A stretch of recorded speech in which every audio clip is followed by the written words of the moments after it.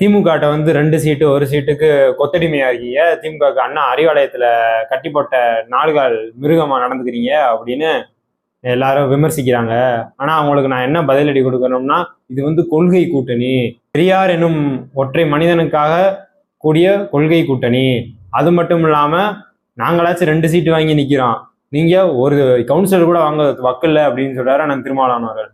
நீங்க சரி விடுங்க, நாங்க கவுன்சிலரே வாங்கல, அது 6 கவுன்சிலர் இருக்கோம், உங்களுக்கு தெரியல விட்டுருவோம்.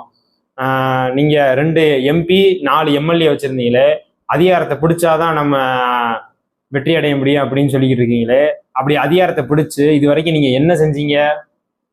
கவின் கொலைக்கு தனி சட்டம் நிறைவேற்றணும் போராடினீங்களா? அதுவும் இல்லை. தனி சட்டம் நிறைவேற்றணும்னு மாநில அரசுகிட்ட தான் கேட்கணும். இதை போய் மத்திய அரசுகிட்ட இங்க கூட்டணியில் இருக்க கட்சிக்கிட்டே கேட்டு ஒன்றும் புடுங்க முடியலையா?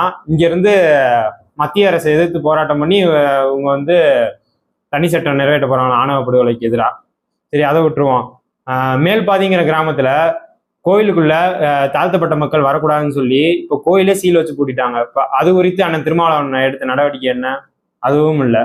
தூய்மை பணியாளர்கள் போராடினாங்களே, அவங்களுக்கு ஆதரவாக நின்னாரா? அதுவும் இல்லை.